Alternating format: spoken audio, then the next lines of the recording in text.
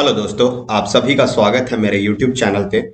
आज की इस वीडियो में हम हिंदुस्तान कॉपर लिमिटेड यानी HCL में कुछ माइनिंग डिप्लोमा होल्डर्स के लिए वैकेंसीज आई हुई हैं, उसके बारे में हम इस वीडियो में डिस्कशन करने वाले हैं। तो सबसे पहले आपको पता होगा कि हिंदुस्तान कॉपर लिमिटेड एक कैटेगरी 1 मिनी रत्ना कंपनी है जो कि मिनिस्ट्री ऑफ माइंस के अंडर में आती है और इसका एक प्रोजेक्ट है मलंज खंड कॉपर प्रोजेक्ट, जो कि बालाघाट डिस्ट्रिक्ट में है मध्य प्रदेश के। वहां पर ये वैकेंसीज आई हुई हैं, तो इन वैकेंसीज के बारे में हम इस वीडियो में देखते हैं। तो सबसे पहली जो वैकेंसी है वो असिस्टेंट फॉरमैन की है माइनिंग की, जिसका की ग्रेड है T10।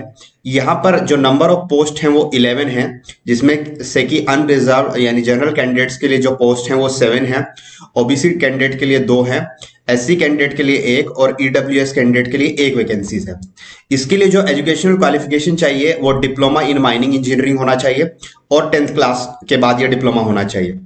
अब अगर हम यहाँ पर बात करें कि क्या एक्सपीरियंस चाहिए, तो यहाँ पर 3 इयर्स का एक्सपीरियंस चाहिए in large underground metalliferous mines, या फिर 6 इयर्स का एक्सपीरियंस चाहिए अगर कोई मैट्रिक है तो उसके लिए 6 ईयर का एक्सपीरियंस चाहिए in large underground metalliferous mines, out of which 1 year should be in supervisory capacity. यानी अगर आपके पास मैट्रिक है तो आपको 6 ईयर का एक्सपीरियंस चाहिए, अगर आपको डिप्लोमा है आपके पास इन माइनिंग इंजीनियरिंग तो आपको 3 साल का मेटलिफेरस अंडरग्राउंड माइंस में एक्सपीरियंस चाहिए।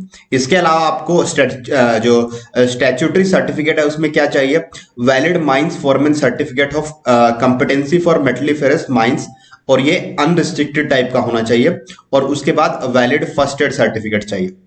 यहाँ पर जो मैक्सिमम एज लिमिट है वो 35 है, और यहाँ पर जो स्केल ऑफ पे रहने वाला है वो 18,480 से लेके 45,400 तक का रहने वाला है। और यहाँ पर यानी कि बेसिक सैलरी आपकी 18,480 होने वाली, ये बेसिक सैलरी। इसके बाद जो अलाउंसेस होंगे वो भी मैं आपको बताऊंगा।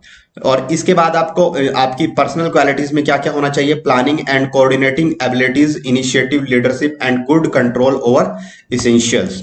फिर हम जो दूसरी पोस्ट की अगर बात करते हैं तो दूसरी जो पोस्ट है वो माइनिंग मेट है, जो कि माइनिंग मेट ग्रेड 1, जिसके की ग्रेड है T08।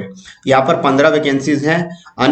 यानी अनरिजर्व जो वैकेंसीज हैं वो 8 हैं, ओबीसी के लिए 3 वैकेंसीज हैं, SC के लिए 2, ST के लिए 1 और EWS के लिए 1 वैकेंसीज है। फिर अगर यहाँ पर डिप्लोमा इन माइनिंग इंजीनियरिंग है तो 3 साल का एक्सपीरियंस चाहिए लार्ज अंडरग्राउंड मेटलिफेरस माइंस में, और अगर मैट्रिक है तो यहाँ पर 5 साल का एक्सपीरियंस चाहिए लार्ज अंडरग्राउंड मेटलिफेरस माइंस में।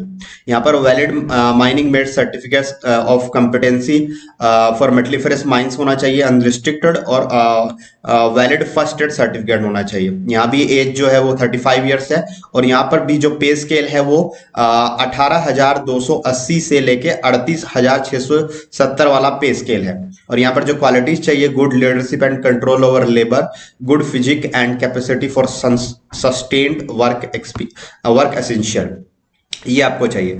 फिर यहाँ पर जो आपका जो डेट ऑफ रेकनिंग है वो 1/3/2021 तक, ये सब आपके पास एलिजिबिलिटी क्राइटेरिया होना चाहिए, और मैक्सिमम एज 35 इयर्स होनी चाहिए 1/3/2021 को।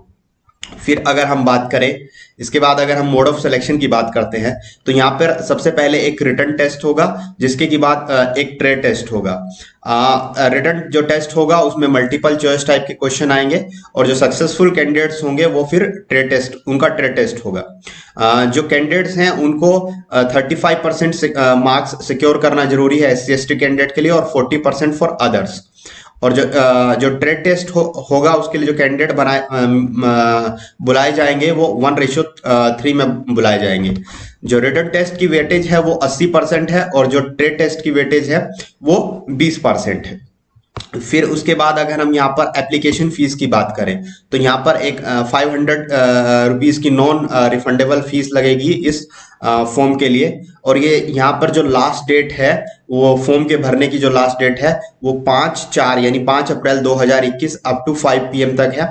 तो कैंडिडेट को जो एप्लीकेशन है उसको सबमिट करना है, और ऑर्डिनरी पोस्ट या स्पीड पोस्ट या कुरियर से इस एप्लीकेशन को भेज देना है। तो ये सब HCL में जो वैकेंसीज आई हुई है उसके बारे में है। इसके अलावा अगर हम यहाँ पर अलाउंसेस देखें तो कौन कौन से अलाउंसेस मिलने वाले हैं, तो आपकी जो बेसिक पे है उसके अलावा आपको डियरनेस अलाउंस यानी जिसको आईडीए बोलते हैं, फिर अलाउंसेस, फिर कंपनी अकोमोडेशन अगर अवेलेबल है तो, फिर एलटीसी, फिर मेडिकल फैसिलिटीज, फिर reimbursement of convenience expenses, contributory provident fund, gratuity, ये सब जो कंपनीज के रूल के हिसाब से है वो सब अलाउंसेस आपको मिलने वाले हैं। फिर इसके बाद अगर हम प्रोबेशन पीरियड की बात करें तो candidate selected as assistant foreman और mining mate will be on probation for a period of 6 month, उसके बाद वो रेगुलर कंफर्म हो जाएंगे। तो ये था एचसीएल के बारे में, आई वैकेंसीज के बारे में। अगर इसको इसके अलावा अगर आपको कुछ और जानना है तो आप कमेंट बॉक्स में जान सकते हैं। Thank you.